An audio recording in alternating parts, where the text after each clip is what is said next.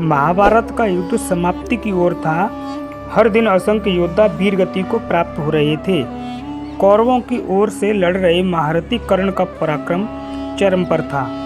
वह अर्जुन से टकराने के लिए तत्पर था, परंतु नियति ने उसके भाग्य में कुछ और ही लिखा था। जय श्री राम मित्रों, इस कहानी में हम आपको कर्ण के बारे में बताएंगे। जब कर्ण महाभारत का युद्ध जब चल रहा था और महाभारत का युद्ध अंतिम छोर में था, यानी समाप्ति की ओर अग्रसर था, तब कर्ण का जो अंतिम युद्ध अर्जुन के साथ होता है, उसमें किस प्रकार कर्ण वीरगति को प्राप्त होते हैं, इसके बारे में आपको बताएंगे। सूर्य अपनी प्रखर किरणों से युद्ध भूमि को तप्त कर रहा था। कर्ण अपने रथ पर सवार होकर अर्जुन के सामने खड़ा था। दोनों महायोद्धाओं के बीच घोर युद्ध छिड़ गया। कर्ण के बाणों से अर्जुन के रथ को हिलने पर मजबूर कर दिया, लेकिन जब अर्जुन के बाण चलते तो कर्ण भी कांप उठता। तभी विधि का विधान देखिए, कर्ण का रथ एक गड्ढे में धंस गया। उसने रथ से उतरकर उसे बाहर निकालने का प्रयास किया। तभी उसने अर्जुन से कहा कि हे अर्जुन, धर्म का पालन करो।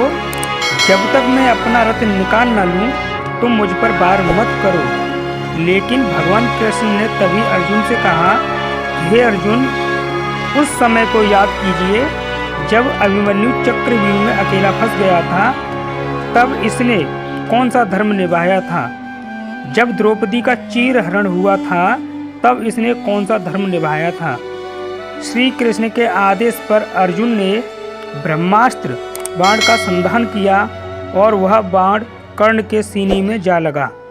कर्ण लड़खड़ाया और भूमि पर गिर पड़ा। उसके प्राण धीरे धीरे निकलने लगे। श्री कृष्ण का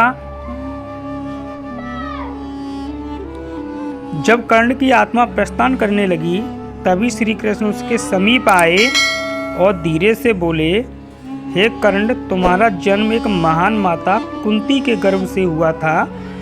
तुम सूर्य पुत्र हो और पांडवों के बड़े भाई हो। यह सुनकर कर्ण की आंखों में आंसू आ गए। उसके चेहरे पर एक दर्द भरी मुस्कान आई और वह बोले, तो यह सच था जो माता कुंती ने मुझसे कहा था, किंतु प्रभु अब बहुत देर हो चुकी है।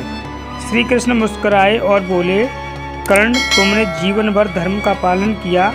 तुम दानवीर कहलाए और मित्रता निभाने में सबसे आगे रहे। यह युद्ध तुम्हारे साथ न्याय नहीं कर सका, लेकिन इतिहास तुम्हें महान योद्धा के रूप में जरूर याद रखेगा। जब यह बात अर्जुन को पता चली, अर्जुन वहीं समीप में खड़े थे। जब अर्जुन को इस सत्य का पता चला तो उसकी आंखों से अश्रुधारा बह निकली। वह भगवान कृष्ण से बोले, हे मधुसूदन, मैंने अपने ही बड़े भाई का वध कर दिया, यह कैसा न्याय है?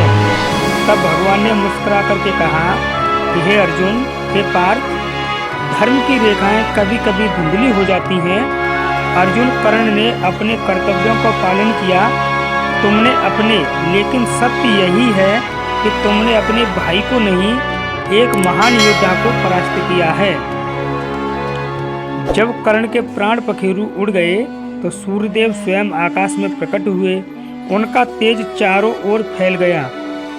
श्री कृष्ण ने अपनी दिव्य दृष्टि से कर्ण को मोक्ष प्रदान किया और उनके शरीर को अंतिम संस्कार के लिए ले जाया गया। कुंती अपने पुत्र की मृत्यु पर विलाप कर रही थीं। जब पांडवों को यह सत्य ज्ञात हुआ तो वे भी सभी अपने प्राणों से भी अधिक दुखी हो गए।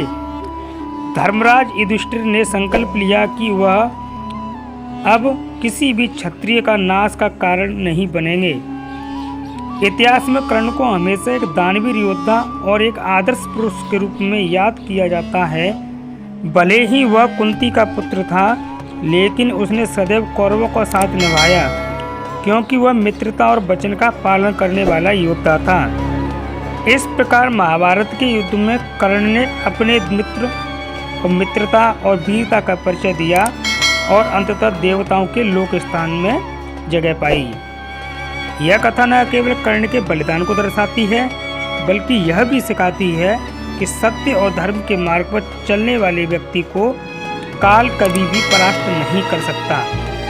अगर मेरे सभी साथियों, अगर आपको ये वीडियो अच्छा लगा हो तो आप कमेंट करके ज़रूर बताएं, हमें आपके कमेंट का इंतजार रहता है। जय श्री राम, राधे राधे, थैंक यू।